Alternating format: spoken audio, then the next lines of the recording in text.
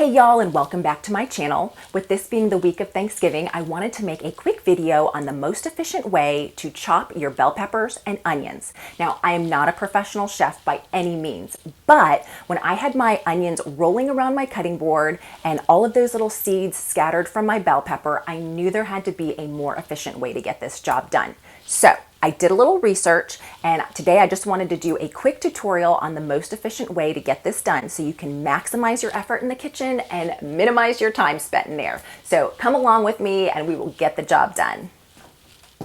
Now, before we get started, I wanted to mention two fundamentals, and that is that you want to start with a really sharp knife. That way, your knife is just gliding through your produce and you're not hacking into it and crushing all your beautiful produce. The second is that whenever you're cutting on your cutting board, you want to always make an initial slice that creates a flat surface. That way, you can then turn it and stabilize it before you make the remainder of your cuts. So let me show you what I mean. So here you can see there are two ends of the onion, the stem end and the root end, which has those hair-like fibers and holds all of the layers of the onion together.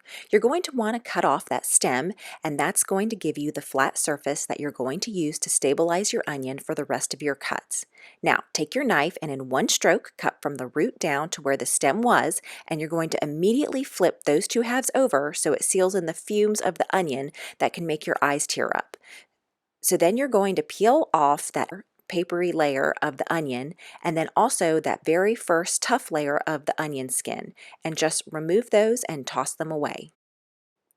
Now here I'm just showing you that you have two halves with the root end still remaining on both halves, which holds all of those individual layers of the onion together while you cut it. Then you're going to start slicing your onion from the top to the bottom, but be sure that you don't cut the actual root or the onion layers will start to separate. Now, this is what's called a parallel cut. Once you make the initial slices down the onion, some people like to turn it and make a parallel cut or two into the onion and then start to chop and dice it from there. To me, this step really isn't that important because your onion is already in layers that you're cutting, but some professionals think that's the way to go, so I thought it was worth mentioning. Here's what it ends up looking like once you've made that parallel cut and finished chopping the onion. This is the other half of the onion, and I just wanted to show you what happens when you choose to not make that parallel cut. Again, I'm just slicing downwards from the root to the bottom, making sure to keep the root intact, and as you'll see in a second, the final product looks pretty much the same as if you had made that parallel cut. So as a pragmatic way to save time, I just skipped that step. Moving on to your bell pepper, you're going to begin by taking your knife and starting at the top and running it down each of the four sides of the bell pepper. That way, the top is going to stay attached to the core and seeds, and you're going to be able to easily remove that in one piece, as you can see here. You're going to go ahead and discard the top and bottom of the core, and then you'll gather up your different sections and you're going to start to slice them. After that's completed, gather all of your slices together, turn them perpendicular to your body, and just dice them up.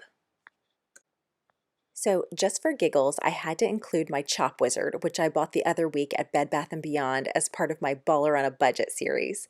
If chopping the vegetables by hand seems too tedious, this is a possible option for you, but I will say that you have to cut up your vegetables into small sections, so you're still having to cut by hand and it's a little messy to clean up. Anyway, I hope you've enjoyed today's video, and if you're new to my channel, I would love to have you as a subscriber, and also please do me the favor of hitting the like button below so YouTube's artificial intelligence will continue to promote my videos.